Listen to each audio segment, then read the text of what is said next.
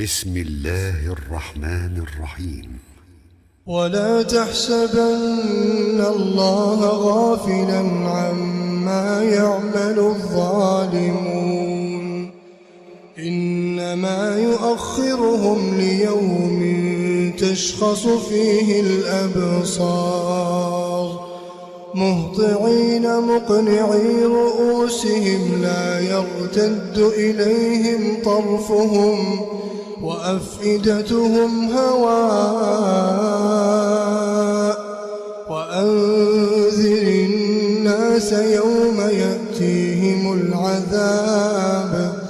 فيقول الذين ظلموا ربنا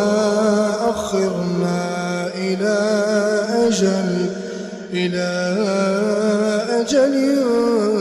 قريب نجب دعوتك ونتبع الرسل أولم تكونوا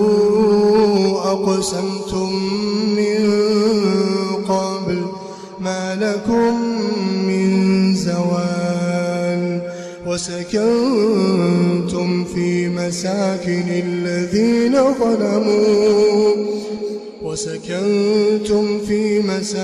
الذين ظلموا أنفسهم وتبين لكم كيف فعلنا بهم وضربنا لكم الأمثال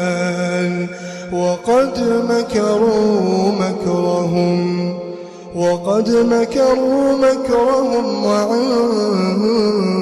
الله مكرهم وإن كان مكرهم لتزول منه الجبال فلا تحسبن الله مخلف وعده رسله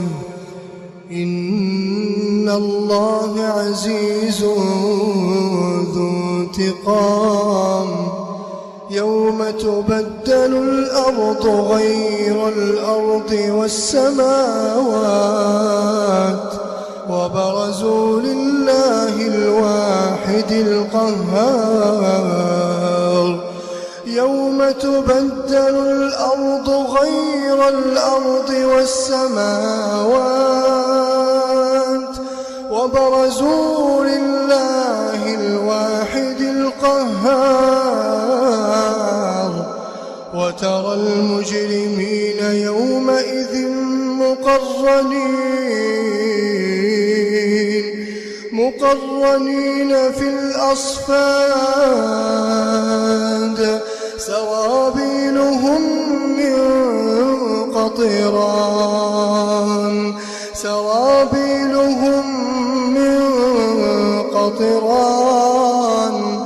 وتغشى وجوههم النار ليجزي الله كل نفس ما كسبت إن الله سريع الحساب هذا بلاغ للناس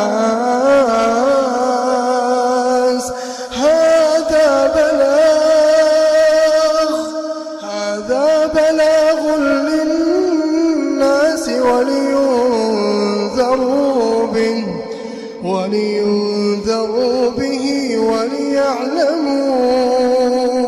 وليعلموا أنما هو إله واحد وليذكر أولو الألباب.